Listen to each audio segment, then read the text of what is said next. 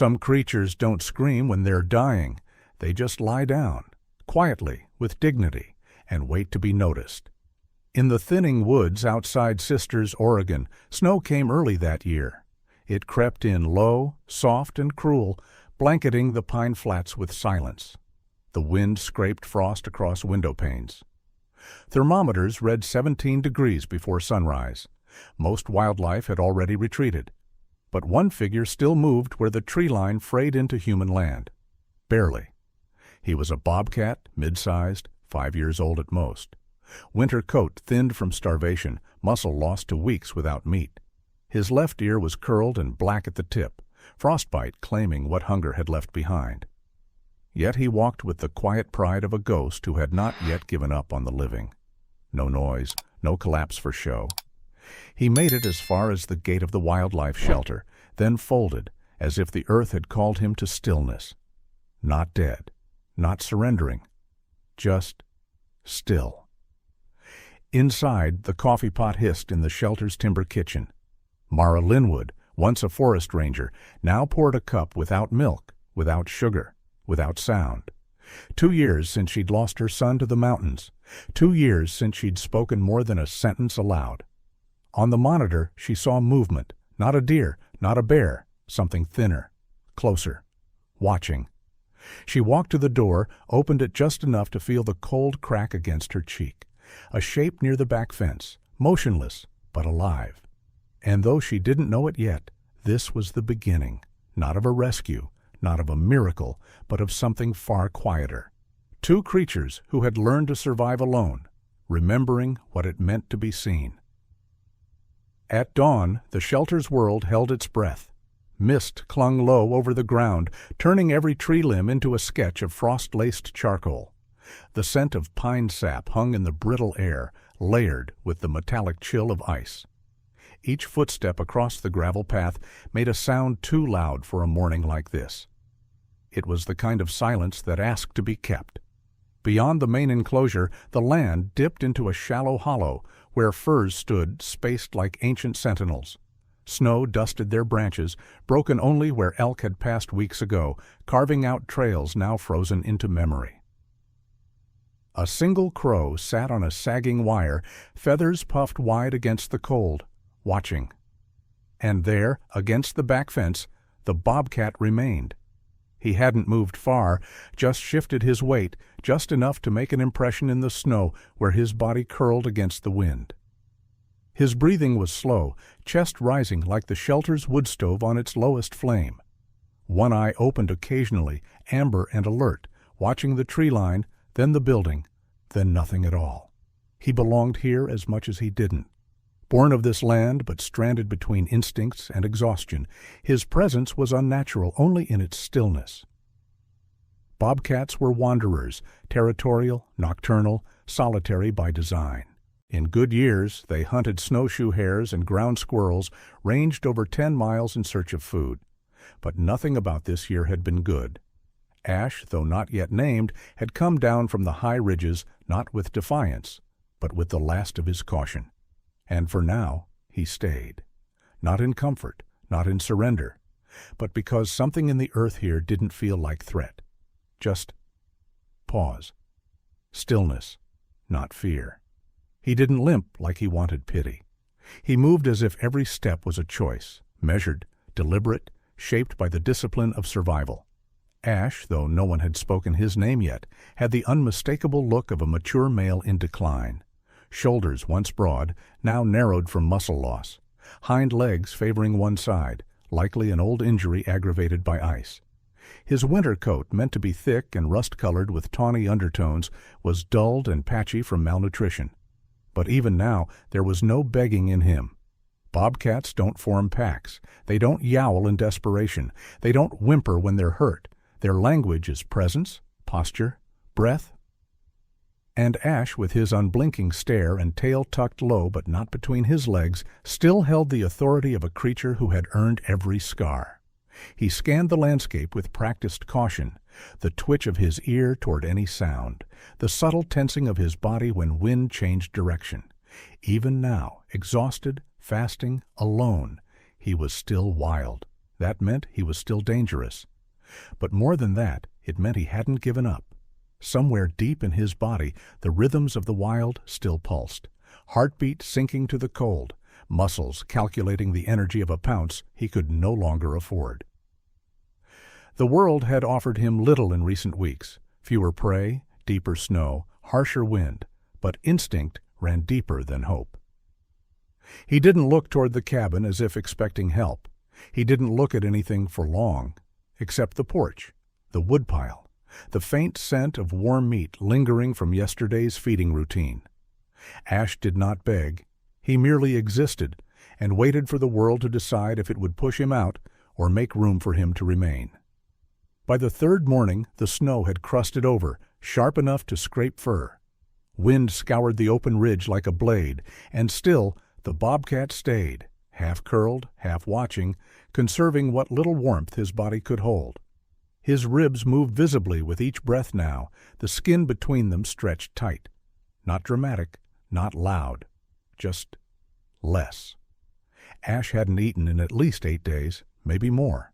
In wild conditions, bobcats can survive up to 2 weeks without food, their metabolism slowing, heart rate reducing, bodies prioritizing vital function over motion. But survival comes at a cost. His coat, once thick, was now thin at the haunches. His paw pads, cracked from frozen terrain, left faint red marks in the snow when he moved. He'd shifted only once since arriving, enough to drink from a melted patch, where gutter runoff pooled briefly mid-afternoon. Then back to the same position, crouched, but never collapsed. Dignity didn't fade with body mass. It held firm in the way he still scanned the wind, in how he never let his head drop below his shoulders. Inside the shelter, the wood stove crackled. Mara watched him from behind the one-way glass of the feed room. She'd adjusted her routine, opened the shutters slower, stepped softer on the porch. Left scraps on the outer feeding stone, not near him, but close enough he'd know it was offered. He hadn't touched them. To approach would cost too much energy, and too much trust. But she knew he'd seen, because when she stepped outside that evening, his eyes didn't follow her, not like prey would watch a threat. Number. He blinked, once, slowly. That was a language too few ever noticed, the quiet flicker of pain, pride, and the shrinking distance between one creature and another. Mara didn't open the main gate that morning. She let the wind speak first. It whispered down from the ridgeline, cold and needling, carrying the scent of pine bark and distant cinders from old fire scars still healing on the mountain. She stood on the porch with her coffee cooling in her hands, watching him from behind frost-edged glass. She hadn't taken a trail beyond the shelter fence in over a year, not since the day she stopped waiting for a call that never came. Before the shelter, before the silence, she was the one who knew every turn of this land. Forest ranger, wilderness rescue, the one who taught her son how to listen to wind shifts and read animal prints in melting snow. Jamie had been 16 when the river rose too fast and the trail disappeared beneath his feet. Now Mara didn't hike. She tended, federal, patched, watched.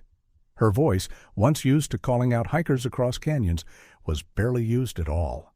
The only ones who heard her now were the injured things too broken to run. She didn't speak when she saw the bobcat through the window that morning, just watched the frost gather at the tip of his nose as he dozed in the windbreak she'd built near the old shed. She adjusted the heat lamp over the feed stones, replaced the water basin without looking his way, stepped carefully, deliberately. There was something about the way he didn't move, the way he allowed her near, not close, but nearer than any wildcat should. She made a mental note to check his paw tracks later, not to chase, just to understand. She didn't want to save him. She wanted to know why, after all this time, something had finally stayed. The snow deepened by an inch that night, not enough to trap, but enough to mark. Mara noticed it first thing, the trail of quiet depressions leading from the edge of the woods to the side of the cabin, then looping back again. No urgency in them, no dragging or staggering, just a slow, curved path, like something circling a fire it couldn't quite approach. Ash hadn't gone far. He stayed close enough to feel the shelter's warmth, far enough to remain unclaimed. From the cover of the bare sumac, he watched through slatted shadows, eyes golden and steady. He saw the way she moved, without haste, without alarm. How she left the meat scraps under the heat lamp, covered them lightly in pine boughs to keep the ravens off. How she never looked directly at him. This, too, was a kind of conversation. His instincts warred beneath his ribs. Bobcats avoid human scent unless habituated, and Ash had never been. But hunger softens habits. And stillness. Stillness makes room for something new. From her side of the glass, Mara read his silences like a trail map. The way he tensed when her boot scraped stone. The way his ears twitched at the creak of a door, even when his body didn't move. She knew that kind of tension, the breath you hold even after the danger's gone. Or maybe because it never really left. She began walking slower, speaking less, moving like a creature who belonged to the same quiet he did.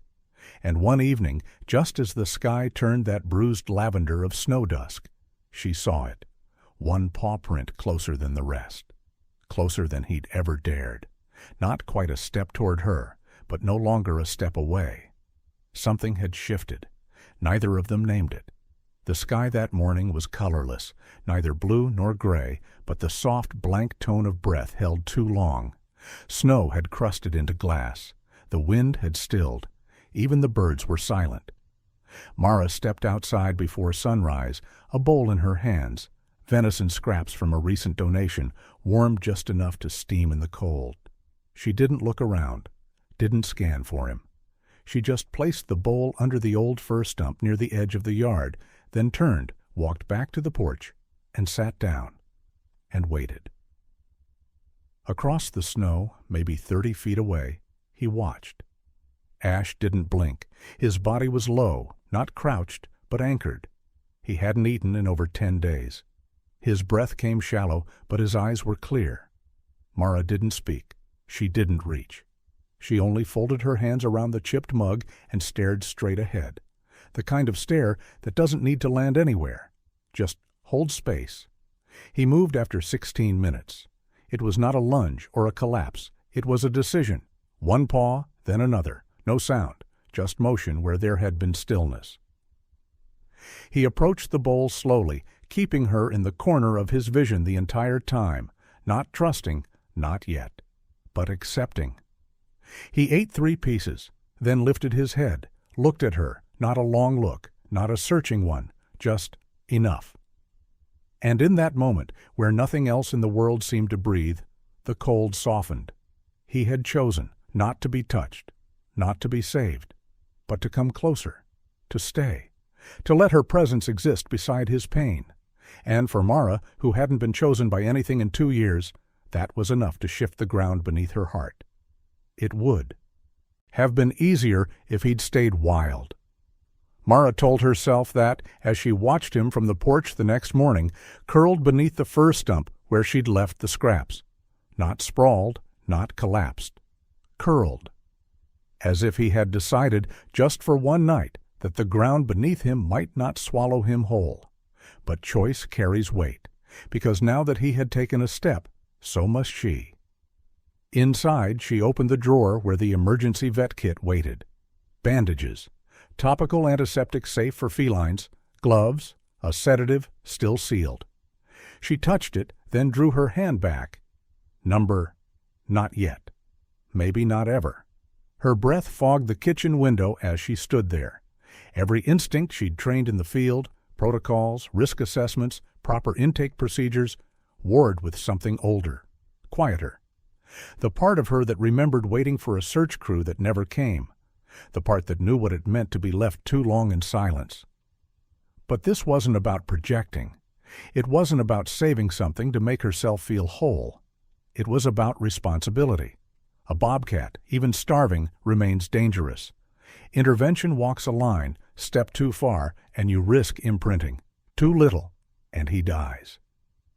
She called an old colleague, Dr. Howard, now retired from fish and wildlife. His voice on the other end was cautious. "You sure he's not just passing through?" "He looked at me," Mara said softly. "Not through me. At me." Silence. "Then you know what that means," he replied. "You're not just helping anymore. You're part of the story now." That evening she laid out a fresh blanket under the porch awning. Not close, just dry. Just there. She left the door unlocked for the first time in months, and waited. The blanket remained untouched for 2 nights. Ash stayed near the tree line, slipping between shadow and snow as if weighing every change in the wind. He didn't come for the food immediately anymore. He came later, after Mara had gone inside, after the last light from the cabin had dimmed to a faint ember through the window.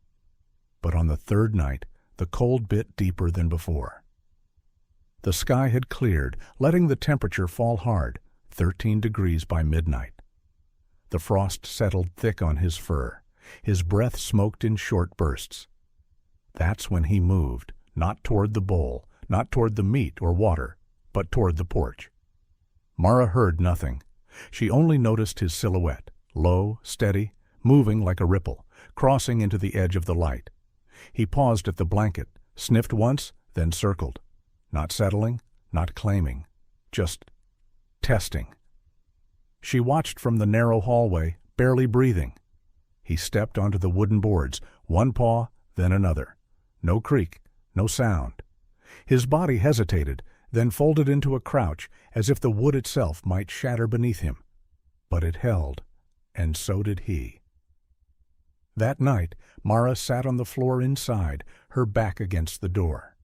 Between them, a pane of wood, 2 walls, of silence and something unnamable forming in the gap.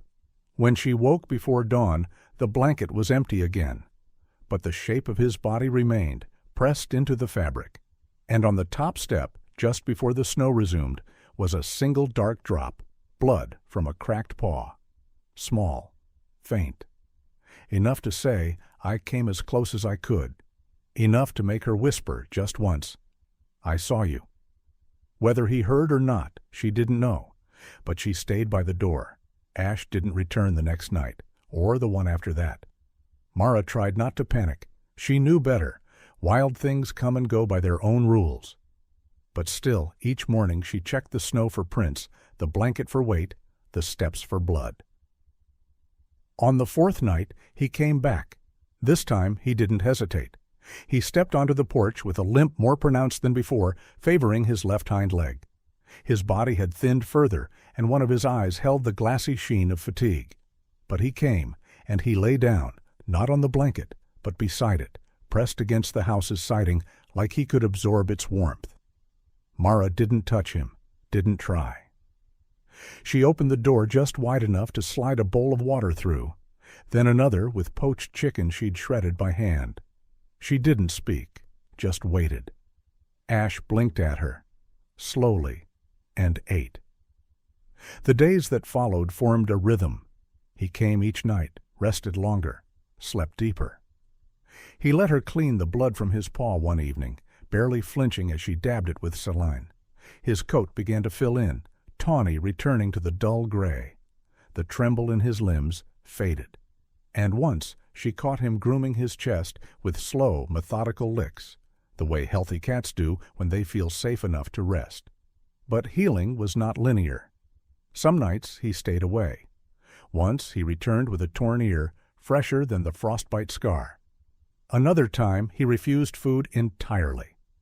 Mara never asked for progress. She only offered presence. And slowly, the house that had once held only her grief now held the echo of quiet paws on wood, the scent of wildness, and the slow, sacred work of choosing to live. It began with a sound Mara hadn't heard in years, soft scratching at the door, not frantic, not loud, just a rhythm, deliberate and patient. She opened it slowly. Ash stood there, not in need, but in presence. His coat had thickened again, rich with rust and cream. The frostbite on his ear remained, but now it marked survival, not frailty. His posture was steady, alert, not submissive, not wounded, simply whole. He didn't enter. He never had. But he stepped forward, past the threshold, and sat, just inside the porch line, close enough to feel the heat that bled from the cabin, close enough that his breath fogged the air between them. Mara knelt beside him, not reaching. They had never touched beyond necessity. This moment wasn't about comfort. It was about coexistence. She spoke, quietly. "You're not staying. Forever, are you?" Ash blinked. Not an answer, but something like understanding. Then he turned his head, not away from her, but toward the forest. It had started to thaw. Pine needles had begun to reemerge from under the melting snow. The creek, once silent, now whispered again beneath a thin layer of ice. The world was softening, slowly inviting motion. So was he. That evening Ash did not return, not the next either, but Mara didn't grieve. She moved through the shelter lighter, the silence around her no longer hollow. She began journaling again, reorganized the medicine cabinet, took the first walk past the back fence in 2 winters. Some nights she thought she heard paws brushing through underbrush, always distant, never lingering. But she no longer needed proof. She had been chosen, not claimed, not possessed, just seen. And that was enough to turn stillness into something sacred again. Not absence, but memory and presence. It was early spring when she saw him again. The morning air held the damp breath of thawing earth, and a mist clung low across the meadow, soft, gold-lit, and trembling with new life. Mara had stepped outside with a warm mug in her hands, expecting another quiet morning alone. But at the edge of the clearing, between the brambles just where the tree line began, something moved. Ash. He stood still, half-shadowed, his coat sleek, his body full again. He didn't approach. He didn't linger. He simply watched her from a distance, his eyes calm, ears forward. There was no hunger in him, no pain, just awareness. Mara froze, not in fear, but in awe. She raised her hand, slowly, palm open, not a signal, not a command, a farewell. And then, without urgency or pause, Ash turned to go. But before he disappeared into the green-shadowed woods, he did one final thing. He looked back, not long, not theatrically, just long enough to be remembered. The mark he left behind wasn't in claw or scar. It was in what he'd returned to her, a reason to open the door again, a reason to walk the trails again, a reason to sit with silence and not feel swallowed by it. Sometimes the broken do save the broken, and sometimes what heals us doesn't speak, or stay, or explain. It just looks back once and keeps going. If you've ever been changed by a bond you didn't expect to form, subscribe now to join others who believe healing can arrive in unexpected forms. Tell me in the comments, has an animal ever helped you find your way back to yourself? Because sometimes it only takes a glance to know you were never truly alone.